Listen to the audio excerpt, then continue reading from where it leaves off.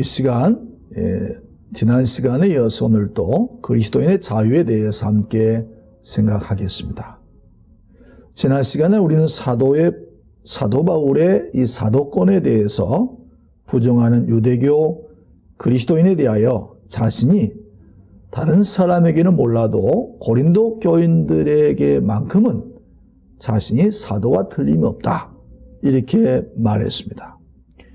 왜냐하면 바울이 고린도 교회를 이 브리스길라와 아굴라 이 두 사람과 함께 1년 6개월 동안 고린도 교회를 개척해서 세웠기 때문입니다.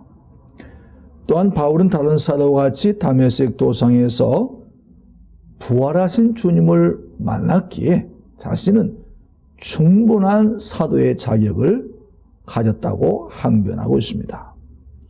그러기에 자신도 다른 사도들처럼 아내를 데리고 다닐 권리, 먹고 마실 권리, 일하지 않을 권리를 갖고 있다고 말합니다. 이러한 당연한 권리를 가지고 있음에도 자신이 이러한 권리를 사용하는 것이 만약에 고린도 교인들에게 불평을 야기하고 또 이 일 때문에 교회 혼란을 가져온다고 생각한다면 나는 복음을 위해서 내가 당연히 누려야 될 권한과 권리를 내려놓겠다, 이렇게 말하고 있습니다. 바울은 당연한 권리조차도 그것이 그리스도의 복음에 장애가 된다고 한다면 그 자유를 쓰지 않겠다고 말하고 있습니다. 마찬가지로 오늘 본문 말씀은 계속해서 그런 연장선상에서 바울이 말씀하고 있습니다. 바울은 자신에게 당연히 주어지는 자유와 권한을 사용하지 아니한 것은 교회와 복음을 위해서라고 말합니다.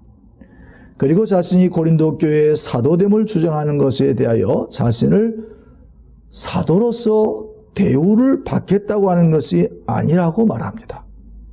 여기서 바울이 말하는 것은 사도 바울 이후에 이 고린도 교회를 양육한 아볼로나 베드로에 비해서 자신은 충분한 자격이 있는데도 불구하고 사도로서 불평등하게 대우한 것에 대한 이야기입니다. 여기서 바울 이후에 아볼로나 다른 사도들이 어떤 대우를 받았는지 알 수 없으나 아무튼 바울은 자기가 생각할 때 그들에 비하면 상당히 고린도 교회 교인들에게 유대교 그리스도인들에게 상당히 홀대받았던 것 같습니다. 그럼에도 바울은 자칫하면 이러한 말이 혹이나 자신의 자랑거리가 되어서 복음을 전하는 데서 장애물이 되지 않을까 아주 조심스럽게 말하고 있는 것이죠. 그러면서 바울은 자기의 사명은 분명하다는 것입니다. 자신의 사명, 자신의 삶의 목적은 바로 복음을 전하는 것이기 때문에 자신이 부당하게 대우받는 것에 대해서 자신의 권리를 다 쓰지 않는 것에 대해서 거기에 개의치 않겠다라고 하는 것입니다. 자신의 사명은 오직 그리스도의 복음을 전하는 것이라고 말하고 있습니다. 만약에 자신이 이 복음을 전하지 않는다면 자신에게 화가 올 것이다, 이렇게 말하고 있습니다. 자신이 사도로서 불평등과 부당한 대우를 받는 것에 대하여 얼마든지 논할 수 있지만 바울은 그렇게 하지 않았습니다.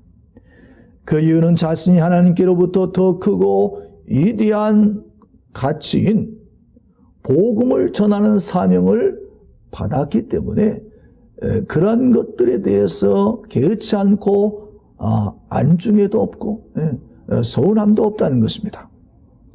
17절에 보면 내가 자유로 이것을 행하면 상을 얻으려니와 내가 자유로 아니한다 할지라도 나는 사명을 받았노라 이렇게 말합니다.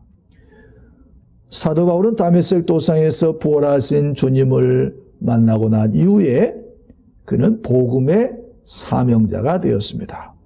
그래서 결혼도 하지 않고 예루살렘과 사마리아와 그리고 시리아와 터키 그리고 그리스 그리고 이탈리아 로마에까지 가서 복음을 전했습니다. 그는 복음을 전하는 중에 여러 번 죽을 뻔하였고 먹지 못하고 자지 못하는 그러한 고통 속에서도 마지막 생명을 버리면서까지 복음을 전할 수 있었던 것은 바로 그에게 사명이 있었기 때문인 것입니다. 오늘 우리 사회가 혼란스럽고 불안하고 오늘 나라가 시끄러운 것은 각자 자신의 자리에서 사명을 다하지 않기 때문이라고 생각이 됩니다. 정치 지도자들은 자신의 위치에서 국민에게 부여받은 사명을 잘 수행해야 함에도 불구하고 사명을 도외시하고 있습니다. 최근에 세월호 사건으로 인해서 벌써 6개월째 시급한 민생 관련 법안이 통과되지 못하고 국회에 산적해 있습니다. 국회에서 잠자고 있습니다. 요즘 공무원들 연금 문제가 나오는데요. 이 공무원들은 그래도 열심히 일하지 않습니까?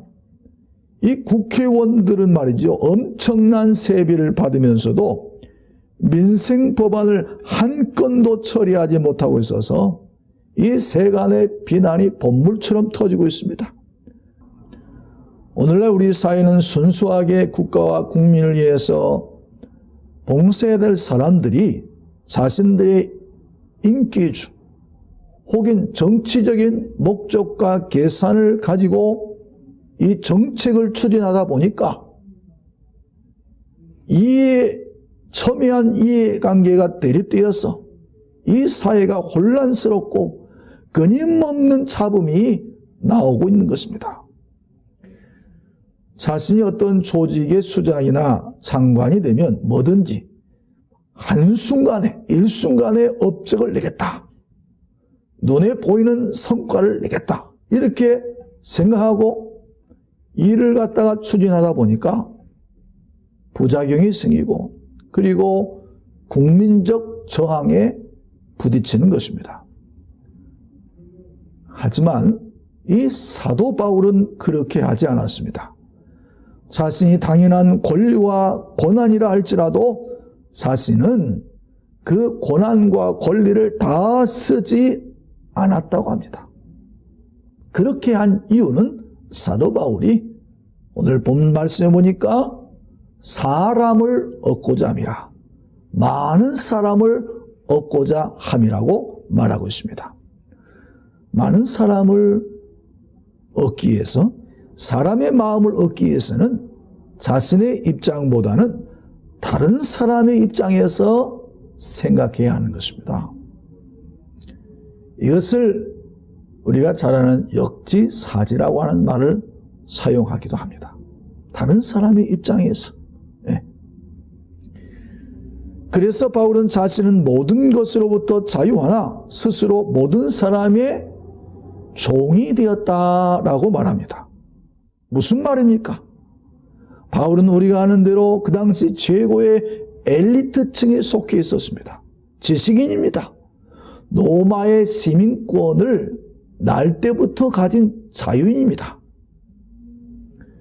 그 당시에 최고의 스승 가말리엘의 문화생이었습니다.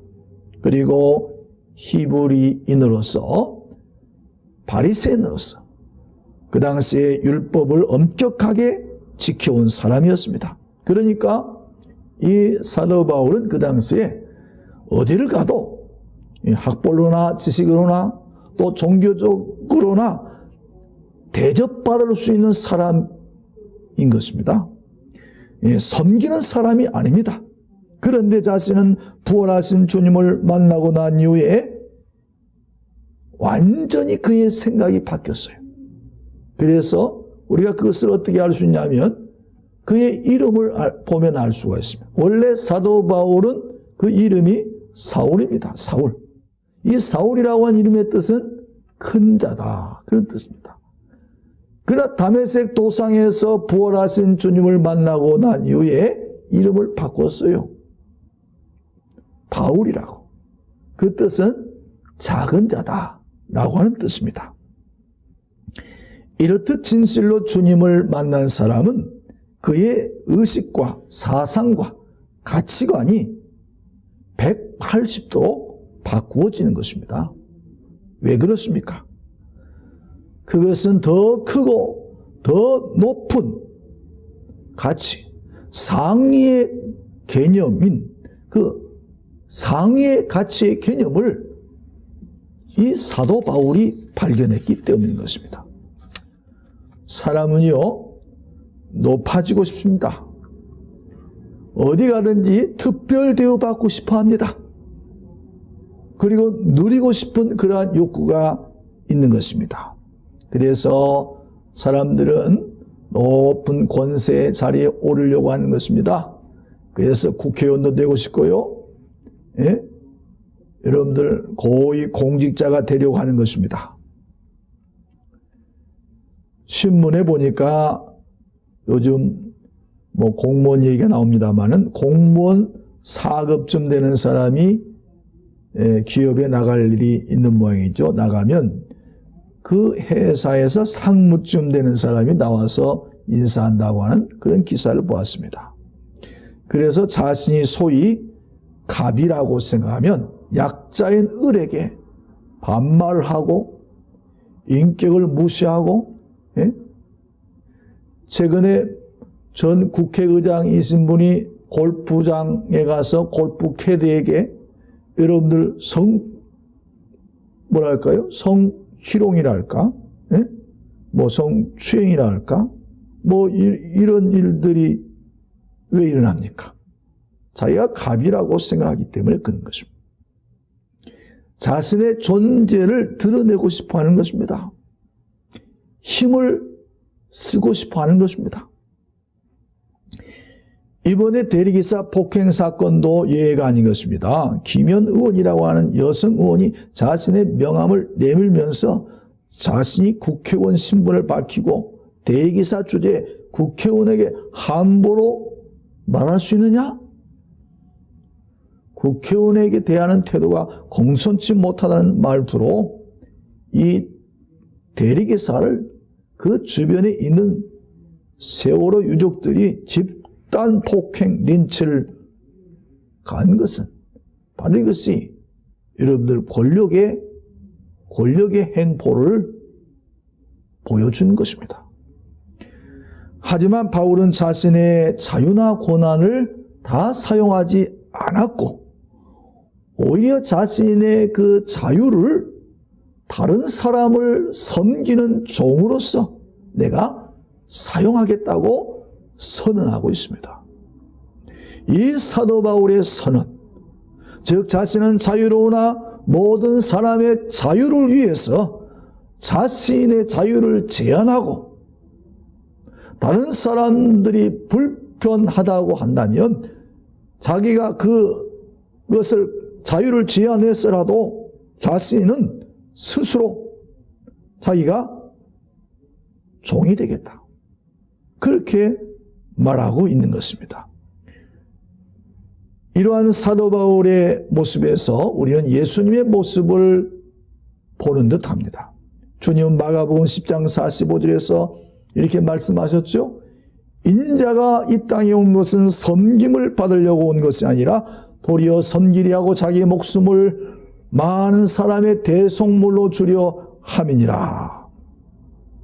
바울은 예수님에 대해서 빌립보서 2장 5절과 8절에서 너희 안에 이 마음을 품으라 곧 그리스도 예수의 마음이 그는 근본 하나님과 본체시나 하나님과 동등됨을 취할 것으로 여기지 아니하시고 자기를 비워 종의 형체를 가져 가지사 사람들과 같이 되셨고 사람의 모양으로 나타나사 자기를 낮추시고 죽기까지 복종하셨으니 곧 십자가에 죽으심이라.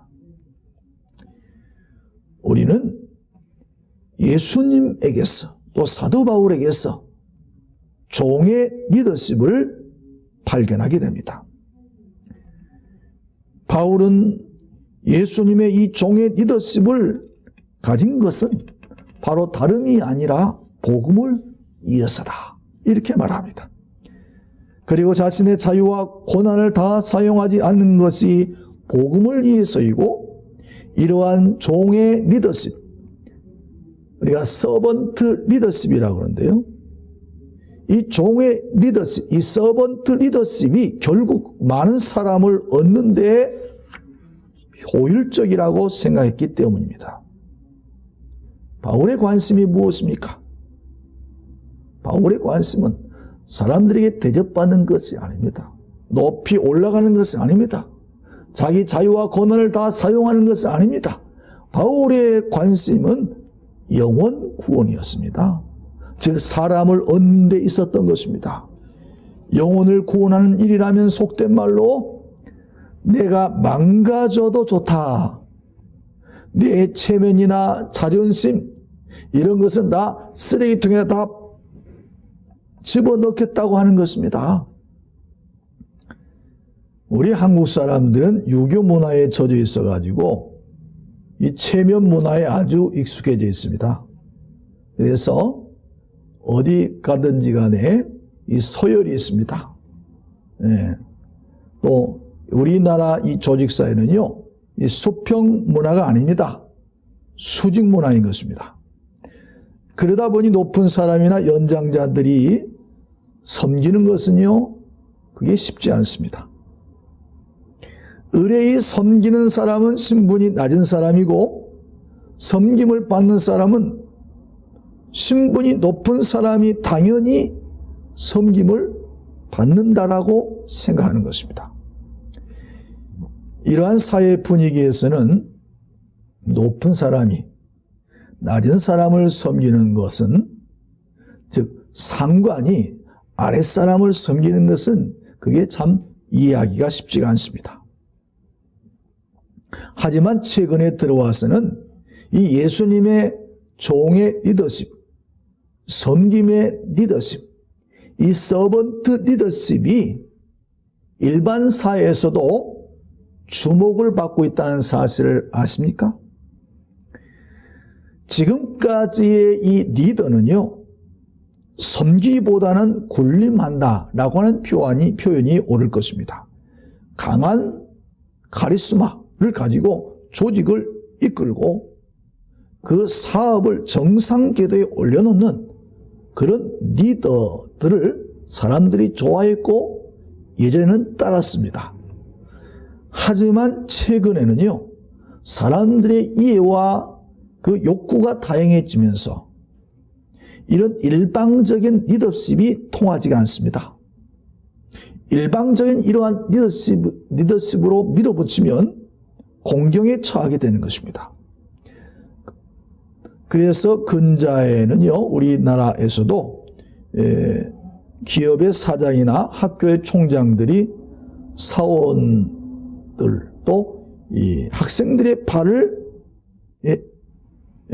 앞치마를 두르고 발을 시켜주고 기업의 CEO들이 이렇게 앞치마를 두르고 봉사하는 모습을 보여주는 것은 오늘날에는 전통적인 이 리더십을 가지고는 수많은 구성원들을 따르게 할 수 없게 되었다는 것입니다. 구성원들의 힘을 하나로 만들어서 이 공동체의 목표에 이르게 하기 위해서는 강한 카리스마보다는 부드러운 카리스마, 그리고 종의 리더십, 이 섬김의 리더십을 가질 때 사람들의 마음의 문을 열 수가 있다는 것입니다. 그래서 개개인의 잠재력을 극대화시켜서 공동의 목표와 이익에 도달할 수가 있기 때문입니다.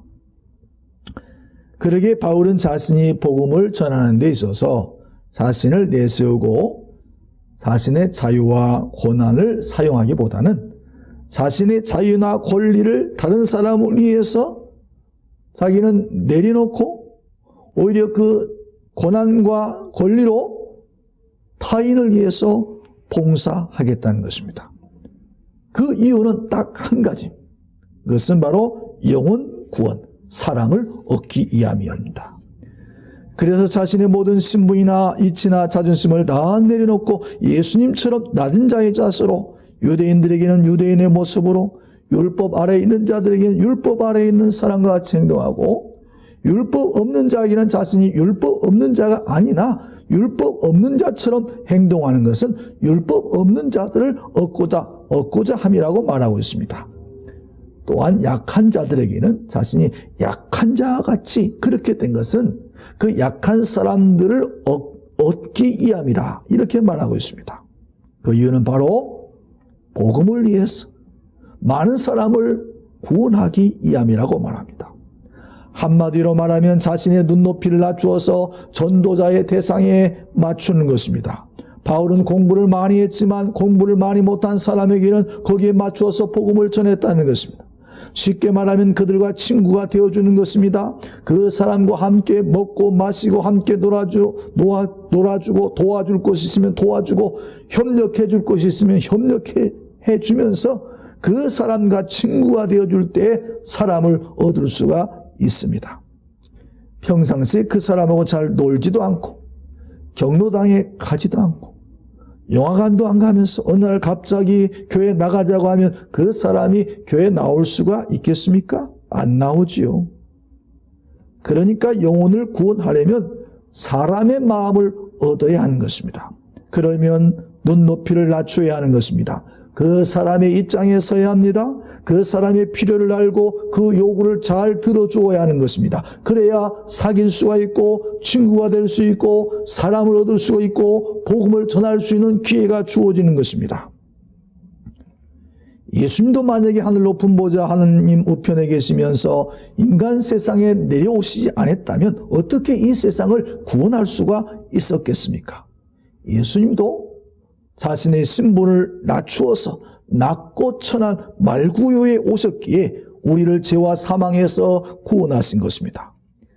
바울이 이렇게 자신을 복음을 위해서 자신의 자유와 권한을 다 쓰지 아니한 이유가 무엇입니까? 바울은 더 큰 것을 바라다 보았기 때문인 것입니다. 그게 무엇입니까? 하나님 나라에 대한 상을 바라다 보았습니다. 24절에 보니까 운동장에서 다름질하는 자들이 다 달아날지라도 오직 상을 받는 사람은 한 사람인 줄 알지 못하느냐? 너희도 상을 받도록 이와 같이 다름질하라. 이번에 인천에서 아시안 게임이 있었습니다. 그런데 유도의 김지엽 선수가요 금메달 2연승을 했습니다. 그런데 이 선수에게 이렇게 물었습니다. 어떻게 경기에 임했냐고 기자가 물으니 저는 경기에 임할 때마다 예배하는 마음으로 임했습니다. 라고 말했습니다. 경기에 임할 때마다 기도하면서 하나님 앞에 기도하는 마음으로 임했다는 것입니다. 많은 사람들이 경기를 뛰는 이유가 목적입니까? 무엇입니까? 금메달을 목에 걸기 위함인 것입니다. 그것은 자신과 국가의 명예를 위한 것이기도 하죠. 사도 바울은 운동하는 자들이 썩을 면류관을 위해서도 저렇게 열심으로 뛰는데 우리 믿는 신자들은 썩지 않는 면류관을 위해서 금면류관, 의의 면류관, 생명의 면류관을 위해서 뛰어야 한다라고 말하고 있습니다. 바울은 이 면류관을 위해서, 이 면류관을 받기 위해서 자신을 쳐서 복종시키고 절제하면서 자기는 달려간다. 이렇게 말하고 있는 것입니다. 오늘 여기 있는 저와 여러분 모두가 바울의 삶을 본받아야 할 것입니다. 하나님께서 우리에게 주신 자유를 남용하거나 방탕하게 사용하지 말고 복음을 위해서 사용해야 합니다. 내게 주신 시간과 물질과 건강과 지위와 신분을 이용해서 봉사와 사랑으로 내 이웃과 형제를 바울처럼 섬김으로 더 많은 사람을 얻고 구원하기 위하여 자신의 자유와 고난을 다 사용하지 않고 포기함으로써 많은 사람을 얻고 구원하는 복음을 이해한 자유인으로 살아가는 저와 여러분이 되시기를 바랍니다.